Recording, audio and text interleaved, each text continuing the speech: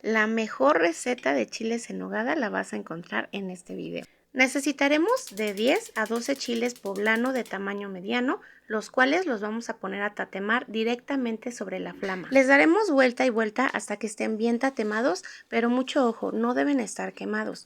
Y los vamos a poner dentro de una bolsita de plástico a que suden. Y los dejaremos bien cerrados, reposando por unos minutos hasta que estén un poquito tibios y ya los podamos manipular con las manos sin quemarnos. Mientras reposan los chiles, pasaremos a los ingredientes para el relleno. Necesitaremos una cucharada de azúcar, un tercio de taza de pasitas, media cebolla de tamaño grande, 3 dientes de ajo de tamaño grande, 2 jitomates también de tamaño grande, 250 gramos de molida de cerdo y la misma cantidad de molida de res.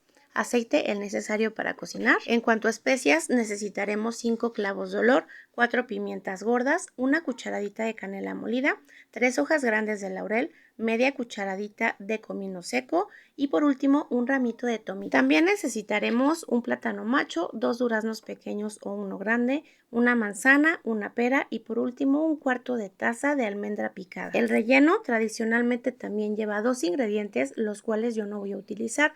Uno de ellos es el acitrón, debido a que lo sacan de una biznaga que está en peligro de extinción.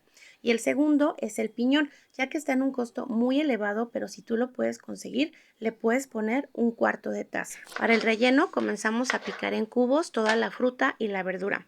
En este caso te tienen que quedar más o menos de ese tamaño. En cuanto a la fruta, debo decir que tienes que conseguir una que no esté tan madura para poderla picar y que después de la cocción todavía se noten los trozos, ya que si la consigues muy madura, lo que va a pasar es que se va a hacer literalmente un puré y ya no se van a distinguir los trozos dentro del relleno. Por otro lado, como te diste cuenta, el durazno lo puse con todo y piel, pero en cuanto a la manzana y la pera sí se la tenemos que retirar. Como ves, salió casi la misma cantidad de fruta, tanto de durazno, manzana y pera. Sin embargo, el plátano rindió mucho más, así que voy a descartar la mitad, que lo voy a utilizar para otra cosa.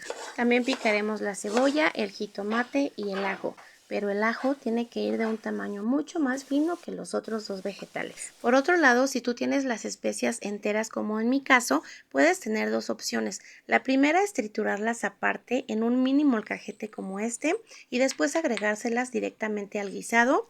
O la segunda opción, que es la que yo voy a hacer, debido a que este molcajetito todavía no lo curo y quiero grabar antes un video para enseñarles cómo lo hago. Entonces voy a hacer un recaudo y voy a poner uno de los 2 jitomates que vamos a utilizar para el relleno y ahí mismo le voy a agregar todas las especias. Las vamos a agregar así como están, a excepción del tomillo, al cual le voy a estar retirando todas las hojitas para descartar su tallo. Y este recaudo lo voy a moler con media taza de agua. Cuando esté listo lo reservamos. Ahora freímos la mitad del plátano macho y cuando haya dorado ligeramente agregamos en primer lugar el durazno porque es la fruta más dura. Y removemos un poco ocasionalmente sin exagerar para que la fruta no se desbarate. Y después de 5 minutos de cocción agregaremos la manzana y la pera. Ahí mismo le pondremos la cucharada de azúcar y dejaremos cocinar la fruta por 10 minutos a fuego bajo. Después de ese tiempo la retiramos del fuego y la reservamos. En otra olla con aceite caliente agregaremos la cebolla, la citronamos por un minuto para que se ponga transparente y en ese momento agregamos el ajo y acitronamos por un minuto más. Después agregamos la carne molida y removemos para que se despegue. Y ya cuando está bien separadita le vamos a agregar el jitomate picado, revolvemos un poco y en este mismo momento agregamos el recaudo que previamente preparamos. Agregamos media cucharada de sal y dejaremos cocinando la olla destapada por unos 15 minutos hasta conseguir que se consuma la mayor cantidad de líquido. Y cuando el guisado se vea más o menos así, que en el fondo ya no le quede mucho líquido, le vamos a agregar toda la fruta, la almendra picada y las pasitas. Revolvemos un poco y vamos a dejar cocinando de 5 a 10 minutos a fuego bajo para que se termine de consumir el agua y también para que se incorporen todos los sabores. Después de ese tiempo lo probamos de sazón y si le hace falta un poco de sal se le agregamos. En mi caso yo le estoy poniendo media cucharadita más. Mezclaré la sal que le acabo de agregar y ve el fondo de la olla cómo tiene que verse, ya no se le tiene que ver nada de líquido. En este momento retiremos la olla de la estufa para que comience a enfriarse. Y mientras eso sucede, pasamos con los ingredientes para la nogada.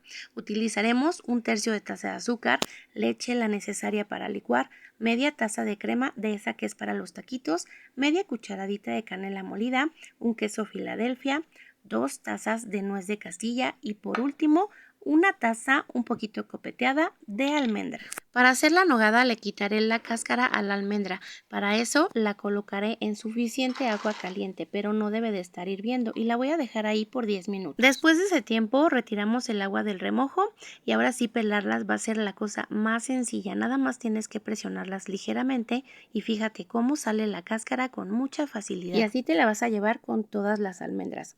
Punto importante, este paso no es esencial, pero yo lo hago para que la nogada al final quede un tono un poquito más blanco. Si tú no tienes bronca con que la nogada al final quede un poquito más cafecita, puedes dejarle la cáscara. Y ahora sí, para hacer la nogada, nada más tenemos que llevar todo a la licuadora.